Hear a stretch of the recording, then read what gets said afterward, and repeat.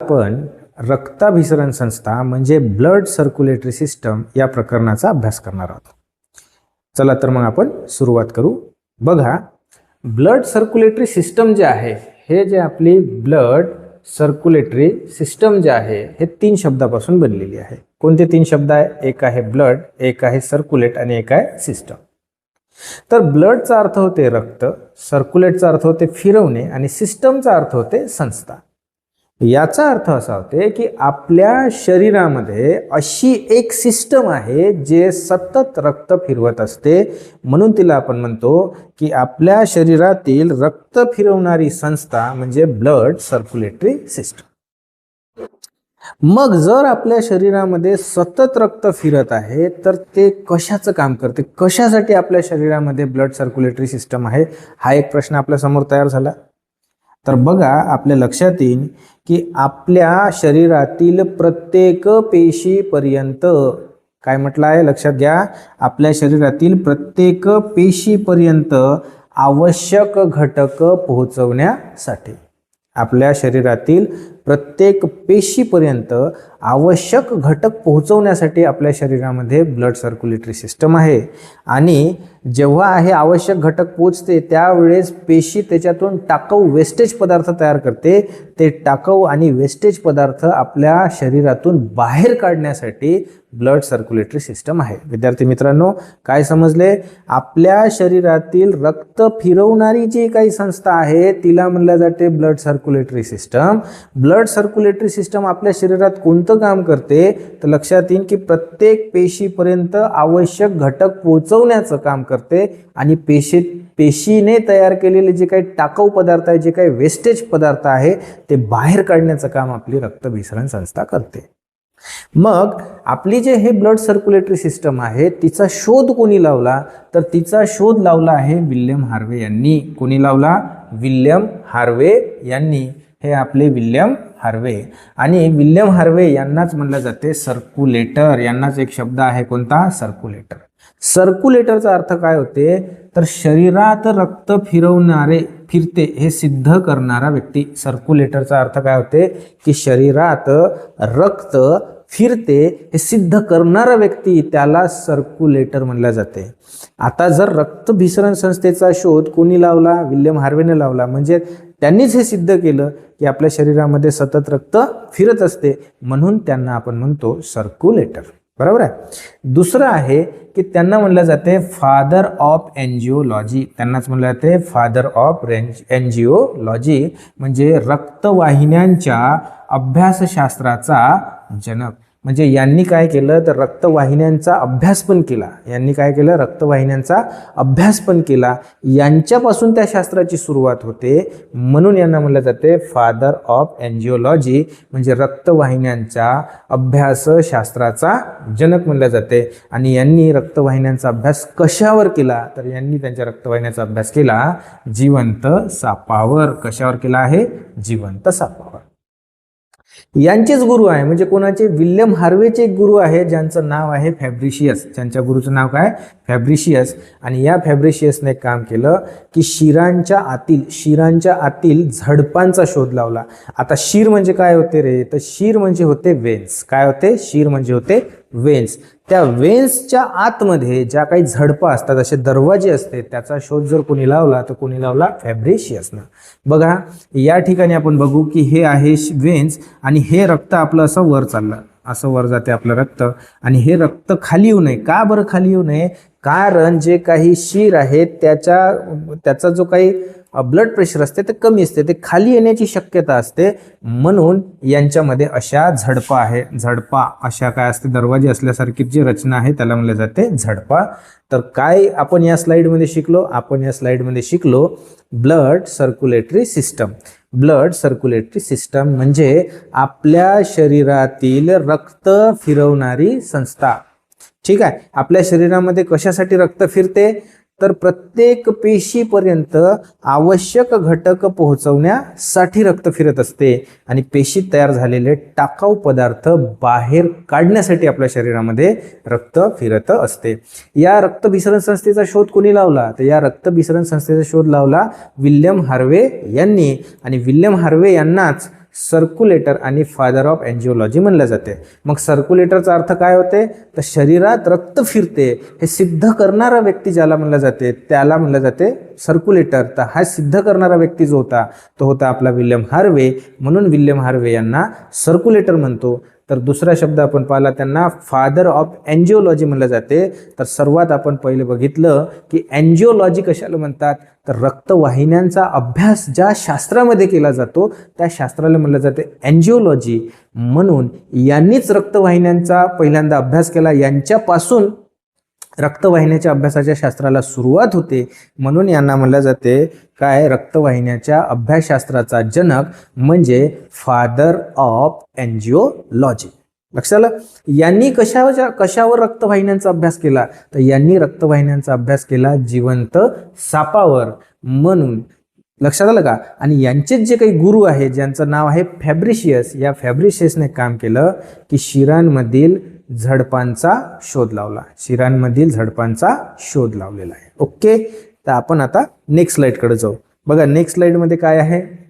हां, नेक्स्ट स्लाइडमध्ये बघा की रक्तभिसरण संस्था आणि रक्तभिसरण संस्थेमध्ये आपण अगोदरच्या स्लाइडमध्ये काय बघितलं, आपण अगोदरच्या स्लाइडमध्ये बघितलं की पेशीपर्यंत आवश्यक घटक पोहोचवण्यासाठी, कशापर्यंत, पेशीपर्यंत आवश्यक घटक पोहोचवण्यासाठी आणि पेशीतील टाकाऊ पदार्थ बाहेर काढण्यासाठी आपल्या शरीरामध्ये रक्तभिसरण संस्था आहे. बरोबर.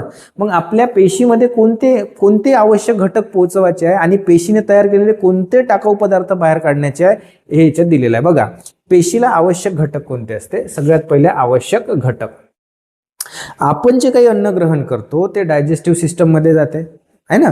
डायजेस्टिव्ह सिस्टममधून त्याच्यातून पाचक रस निघतात आणि ते मग शरीरामध्ये प्रत्येक पेशीपर्यंत पोहोचवले जाते. आता आपण जे अन्न ग्रहण करतो त्याच्यातून आपल्याला काय मिळते, आपल्याला मिळते कार्बोहायड्रेट. काय मिळते आपल्याला, कार्बोहायड्रेट. कार्बोहायड्रेटपासूनच ग्लुकोज तयार होते. त्याच्यानंतर आपण काय घेतो, अन्न ग्रहण केल्यानंतर आपल्याला मिळते प्रोटीन्स. प्रोटीनपासून अमिनो ॲसिड्स तयार होतात म्हणजे अमिनो ॲसिड. त्याच्यानंतर आपण जे काही जेवण करतो त्याच्यामधून आपल्याला मिळते फॅट्स. फॅट्समधून मिळते फॅटी ॲसिड. त्याच्यानंतर विटॅमिन, मिनरल्स आणि पाणी. पाणी पण पितो आपण, त्याच्यातून पाणी.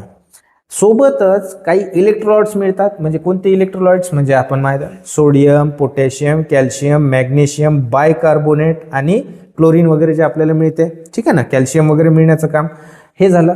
सोबतच आपल्या शरीरामध्ये काही हॉर्मोन्स तयार करण्यासाठी ग्लँड्स असतात. ते हॉर्मोन्ससुद्धा रक्तामध्ये मिक्स होते जे पेशीपर्यंत पोहोचवले जाते. अशा ग्लँड्सबद्दल जर आपण विचार केला तर लक्षात येईल, जसं बॉडी बिल्डिंग करणारे जे मुलं आहेत त्यांना टेस्टोस्टेरॉनची खूप गरज असते. तर आपल्या बॉडीमध्ये टेस्टोस्टेरॉन नावाचं हॉर्मोन असते. ते टेस्टिस नावाच्या ग्लँडपासून तयार होते. तर मग ते रक्तामध्ये सोडले जाते. तर हे झालं हॉर्मोन. काही एन्झाईम्स आहे व्यवस्थित काम करण्यासाठी, काही एन्झाईम्स.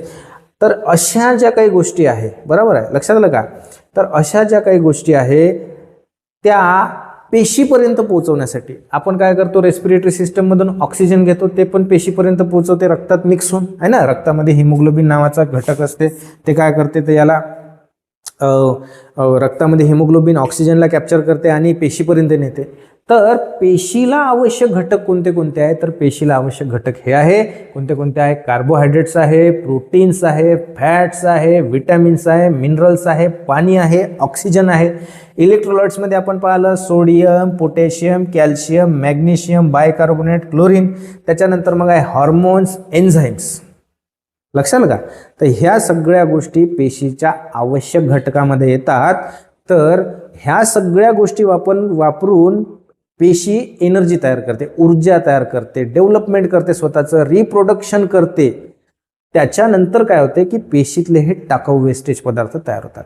आता हे जे टाकाऊ वेस्टेज पदार्थ आहेत ते कोणते कोणते आहेत, तर बघा ते आहे कार्बन डायऑक्साईड, त्याच्यानंतर आहे अमोनिया, त्याच्यानंतर आहे युरिया, त्याच्यानंतर आहे युरिक ॲसिड, त्याच्यानंतर आहे क्रिएटिनिन आणि त्याच्यानंतर आहे लॅक्टिक ॲसिड. म्हणजे आपण म्हणू शकतो की आपल्या शरीरामध्ये रक्तभिसरण संस्था जे आहे त्या रक्तभिसरण संस्थेचं काम काय आहे, तर पेशीला जे आवश्यक घटक आहे ते पोचवणे आणि पेशीतला जे नको आहे ते घटक शरीराच्या बाहेर काढणे. मग कसे शरीराच्या बाहेर काढते, हे सगळं रक्तामध्ये मिक्स होते आणि ते बाहेर काढण्यासाठी आपल्या याच्यामध्ये उत्सर्जन संस्था म्हणजे किडनीचं स्ट्रक्चर दिलं आहे. ते किडनी आपलं रक्त फिल्टर करते आणि जे अनावश्यक घटक आहे ते आपल्या शरीरातून बाहेर काढण्याचं काम करते. तर आपण काय शिकलो?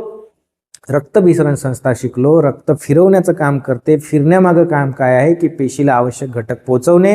हे जे घटक आहे हे पेशीला आवश्यक घटक आहे आणि हे जे घटक आहे हे टाकाऊ, हे पेशीला नको असलेले घटक आहे, हे शरीराच्या बाहेर काढण्याचं काम. ओके, आपण आता थर्ड स्लाइडकडे जाऊ. बघा, थर्ड स्लाइडकडे जेव्हा आपण येतो तर आपल्या लक्षात येते की रक्तभिसरण संस्थेचे टाईप किती आहे. रक्तभिसरण संस्थेचे 2 टाईप पडतात.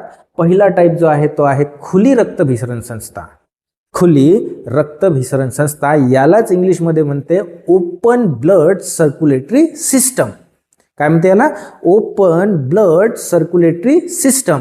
तर या साईडनं जर आपण आलो तर इथं तुम्हाला दिसते बंद रक्तभिसरण संस्था, म्हणजे याला म्हणलं जाते क्लोज ब्लड सर्क्युलेटरी सिस्टम. हे थोडीशी प्राचीन आहे, हे कशी आहे? आधुनिक आहे. हे जास्त डेव्हलप्ड आहे, लक्षात आलं. आणि हे जास्त डेव्हलप्ड प्राण्यांमध्ये असते, लक्षात आलं. आता दोघांमध्ये नेमका काय फरक आहे तो समजून घेऊ. बघा, या ठिकाणी जर आलं तर लक्षात येईल की यांना विशिष्ट रक्तवाहिन्या नसतात. म्हणजे खुल्या रक्तभिसरण संस्थेमध्ये विशिष्ट अशा रक्तवाहिन्या नसतात. विशिष्ट, बघा कशी, विशिष्ट अशा रक्तवाहिन्या नसतात. आता विशिष्ट रक्तवाहिन्या म्हणजे विशिष्ट रक्तवाहिन्या रक्त वाहून नेण्यासाठी रक्तवाहिन्या नसतात. वेन्स नसतात, आर्टरीज नसतात, विशिष्ट अशा रक्तवाहिन्या नसतात रक्त वाहून नेण्यासाठी. आता विशिष्ट म्हणजे कोणत्या?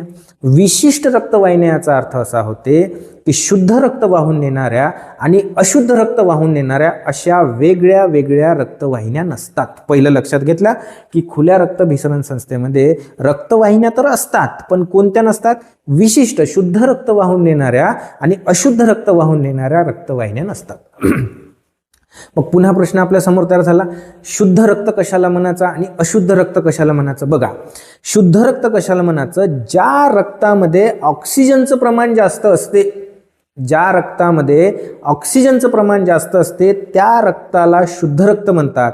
तर ज्या रक्तामध्ये ऑक्सिजनचं प्रमाण कमी असते त्याला म्हटलं जाते अशुद्ध रक्त. म्हणजे आणि हे शुद्ध रक्त वाहून नेण्यासाठी शुद्ध रक्त वाहून नेण्यासाठी वेगळी रक्तवाहिनी असते आणि अशुद्ध रक्त वाहून नेण्यासाठी वेगळी रक्तवाहिनी असते, त्याला म्हणल्या जाते, म्हणजे स्पेशलाइज झालं, स्ट्रक्चर झालं.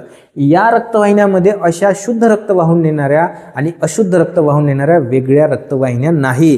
कोणत्या रक्तभिसरण संस्थेमध्ये? खुल्या रक्तभिसरण संस्थेमध्ये विशिष्ट रक्तवाहिन्या नाही. लक्ष द्या, कोणतं लक्ष? की विशिष्ट अशा रक्तवाहिन्या नसतात. तर बंद रक्तभिसरण संस्थेमध्ये विशिष्ट रक्तवाहिन्या असतात. कोणत्या रक्तवाहिन्या असतात? विशिष्ट रक्तवाहिन्या असतात. विशिष्ट रक्तवाहिन्या म्हणजे कोणत्या? ज्या ऑक्सिजनयुक्त रक्त, म्हणजे ज्याच्यात ऑक्सिजनचं प्रमाण जास्त आहे असं, म्हणजे शुद्ध रक्त वाहून नेणारी वेगळी रक्तवाहिनी असते आणि ज्यामध्ये ऑक्सिजनचं प्रमाण कमी आहे असं रक्त वाहून नेणारी, म्हणजे ज्याला अशुद्ध रक्त म्हणतो तसं रक्त वाहून नेणारी एक वेगळी रक्तवाहिनी असते. दोघांमधला फरक समजला?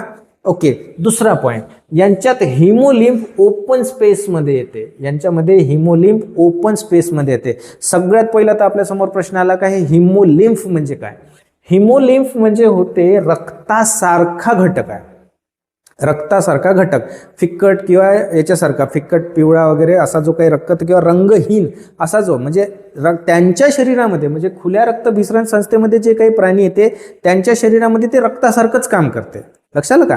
त्याला म्हणलं जाते हिमोलिम्फ. बरोबर. तर ह्या हिमोलिम्फ आहे हा ओपन स्पेसमध्ये येते. आता ओपन स्पेसमध्ये येण्याचं कारण काय आहे?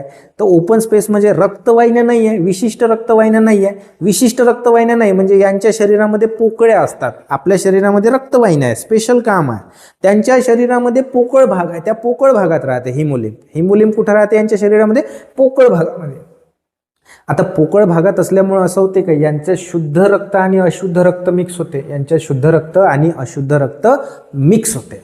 याच विरोधात आपण इथं जर बघितलं तर बिलकुल वेगळं दिसेल तुम्हाला की यांच्या रक्त जे आहे आपलं हे केशवाहिन्यामधून वाहते. म्हणजे बघा कसं आहे आपलं स्ट्रक्चर. केशवाहिन्या म्हणजे सगळ्यात पहिले आपण पाहिलं की केशवाहिनी आपल्या रक्तवाहिनीतील सगळ्यात छोटं युनिट आहे. म्हणजे आता सगळ्या रक्त कशातून वाहते? धमन्यांमधून वाहते. रक्त कशातून वाहते? तर वेन्समधून वाहते. आणखी कशामधून जाते? त्या सगळ्यात स्मॉलेस्ट युनिट जो आहे तो जाते केशवाहिन्या. पण ओपन स्पेसमध्ये याच्यातलं रक्त वाहत नाही. बंद रक्तभिसरण संस्थेमध्ये येणाऱ्या प्राण्यांच्या शरीरामध्ये ओपन म्हणजे केशवाहिन्यातून रक्त वाहते. केशवाहिनी सर्वात छोटं युनिट आहे. ओके, पुढे आपण पाहणारच आहोत त्याच्याबद्दल माहिती. त्याच्यानंतर मग आहे की याच्यामध्ये येणारे किंगडम कोणते आहे, कोणते संघ आहे ना. तर सृष्टी ज्याला म्हणतो आपण आहे ना, तर संघ मोलुस्का, संघ ऑर्थोपोडा हे यांच्यामध्ये येत आहे. आता प्रश्न येते की संघ मोलुस्का म्हणजे काय. जर आपण पाहिलं तर थोडंसं प्राण्यांचं वर्गीकरण आपण जर समजून घेतलं तर प्राण्यांच्या वर्गीकरणामध्ये आपल्या लक्षात येईल की बघा, सगळ्यात पहिले येते पोरीफेरा. सगळ्यात पहिले कोण येते, पोरीफेरा हा एक संघ आहे. त्याच्यानंतर कोण आहे, सिलेंटेराटा.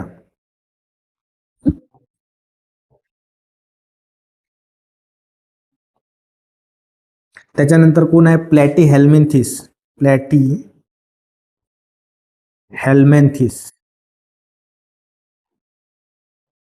प्लॅटीहेल्मिन्थिस. त्याच्यानंतर काय येते, निमेतोडा. त्याच्यानंतर येते निमेतोडा.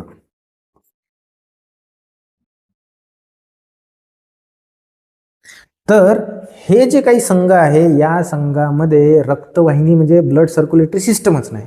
म्हणजे असे प्राणी का ज्यांच्यामध्ये ब्लड सर्क्युलेटरी सिस्टमच नाही ते कोण आहे, पोरीफेरा, सिलेंटेराटा, प्लॅटीहेल्मिन्थिस आणि निमेतोडा. या सृष्टीमध्ये येणाऱ्या प्राण्यांच्या शरीरामध्ये लक्ष द्या काय म्हणत आहे की पोरीफेरा, सिलेंटेराटा, प्लॅटीहेल्मिन्थिस आणि निमेतोडा या संघामध्ये येणाऱ्या प्राण्यांच्या शरीरामध्ये कुठलीही ब्लड सर्क्युलेटरी सिस्टम नसते. त्याच्यानंतर जे येते आपला कोणता, तो येते ॲनिलिडा. त्यानंतर येते ॲनिलिडा. तर ह्या ॲनिलिडा याच्यामध्ये सर्वात अगोदर ब्लड सर्क्युलेटरी सिस्टम सुरू होते ॲनिलिडामध्ये. आणि ॲनिलिडामध्ये कोणती ब्लड सर्क्युलेटरी सिस्टम आहे, तर ॲनिलिडामध्ये ब्लड सर्क्युलेटरी सिस्टम आहे बंद, म्हणजे क्लोज ब्लड सर्क्युलेटरी सिस्टम आहे. आणि क्लोज ब्लड सर्क्युलेटरी सिस्टम मग ॲनिलिडामध्ये कोणते प्राणी येतात, तर ॲनिलिडामध्ये प्राणी येतात लक्षात द्या कोणता आहे, एक आहे गांडूळ, त्याच्यानंतर आहे लीच, त्याच्यानंतर मग आहे नेरिस.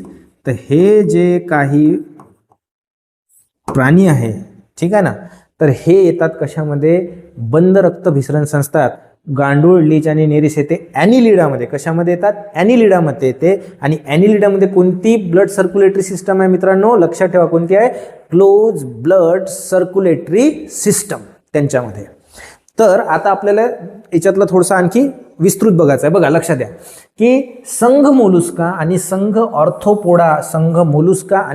ऑर्थोपोडा यांच्यामध्ये ब्लड सर्क्युलेटरी सिस्टम कोणती असते, खुली. आता लक्षात घ्यायचं आहे का संघ मोलुस्कामध्ये कोणते प्राणी येतात. संघ मोलुस्कामध्ये सगळ्यात पहिले लक्षात घ्या का ज्यांचं शरीर मऊ असते, ज्यांचं शरीर कसे असते, मऊ, मसल्सचा भाग असते फक्त. आता तुम्ही जनरली मस्क्युलर माणूस असा टाईट मसल असणारच बघितला असाल.